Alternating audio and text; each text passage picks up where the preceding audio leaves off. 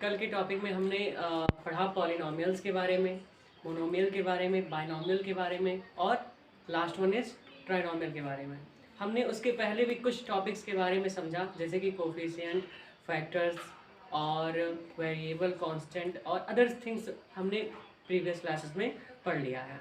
आज की टॉपिक में हम अलजेब्रिक एक्सप्रेशंस पर कुछ क्वेश्चंस को सॉल्व करने वाले हैं। जो क्वेश्चंस हमारे अलजेब्रिक एक्सप्रेशंस पर बेस्ड हैं, उन क्वेश्चंस को आज हम लगाएंगे। ठीक है, तो सबसे पहले आपका जो इम्पोर्टेंट क्वेश्चन आता है वो सिंप्लीफाई करने के लिए आता है।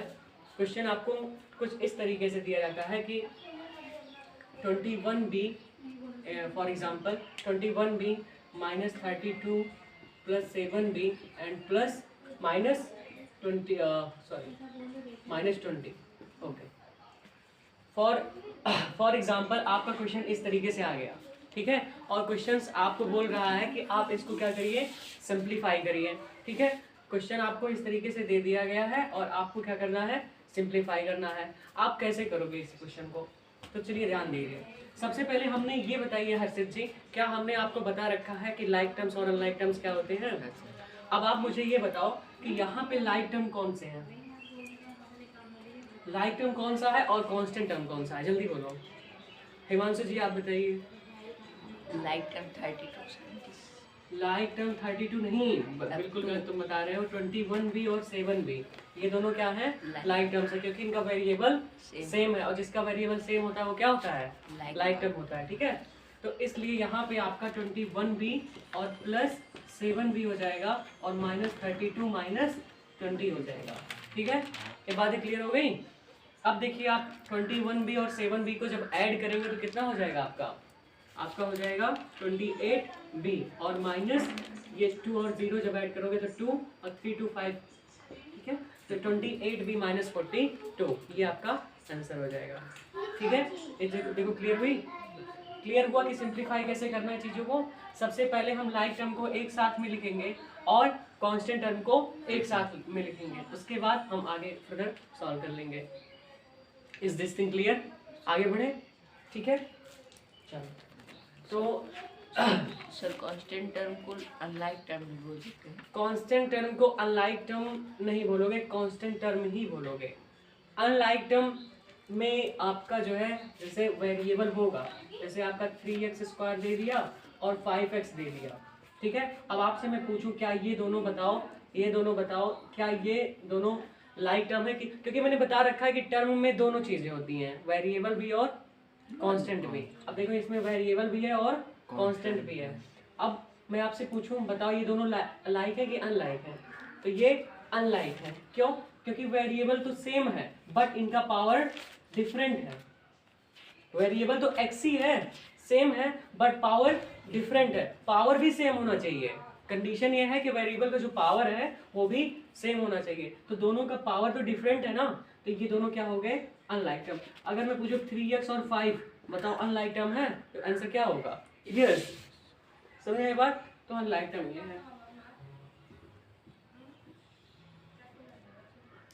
ऑब्वियसली आप ये भी कह सकते हो कि दोनों का तो आप इसमें अगर x की पावर 0 देखते हो तो x की पावर 0 अगर आप देखते हो तो x की पावर 0 तो वो तो आपका क्या हो जाएगा, आपका लाइक टर्म हो जाएगा। इसीलिए आप इसको क्या बोलोगे, केवल कांस्टेंट टर्म बोलोगे। ये आपके लिए ये सेकंड क्वेश्चन है। अब आप देखिए इस क्वेश्चन को आप सबसे पहले किस तरीके से सॉल्व करते हो।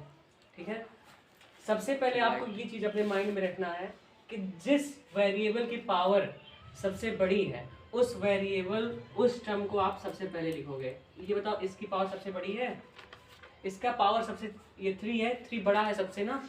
यहाँ पे देखो पावर 2 है, यहाँ पे पावर 1 है, यहाँ पे पावर 1 है। तो सबसे ज़्यादा बड़ा पावर किसका है, इस वाले टर्म का। तो इसको आप क्या करोगे, सबसे पहले लिखोगे, यानी कि यहाँ पे 7z³ लिख दोगे। अब उसके बाद z², अब क्यूब के बाद वाला कौन सा होगा, स्क्वायर होगा ना, तो यानी कि यहाँ पे आप लिखोगे plus 13z² and minus z²। Okay, after that you will write the term which have the variable as a power 1. Okay, it means that you will have to write minus 15z and minus 5z. Is this thing clear to all of you? Yes, sir. What we are doing? Yes. It means that we are going to write minus 5z and minus 15z. And if there were a single term, you can say only a constant term, then you will have to write this term. But there is no. Okay? After that you will write minus 15z and then minus 5z. Okay? Now tell me one thing, that you will write here 7z cube. There is no any term which have the variable z and the power as 3. There is anyone? No, there is no one. So there is no like term as this is. Okay, but these two terms are like. These two terms are Like. So when you will this plus minus means minus. It means when you will subtract this, you will get 12z square. Okay, after that you will do one thing, that minus minus plus. Minus minus plus. What's your problem, Harshit? What are you talking about? Sir mixing बढ़ाई है. Are you not getting the points? Sir, You are getting the points, na? Yes. It means that almost everyone get the point.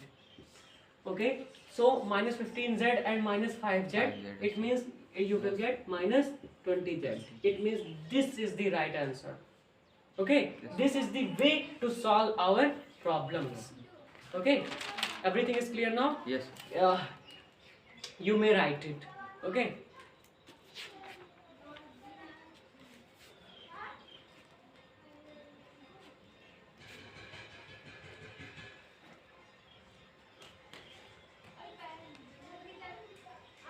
But do it fast.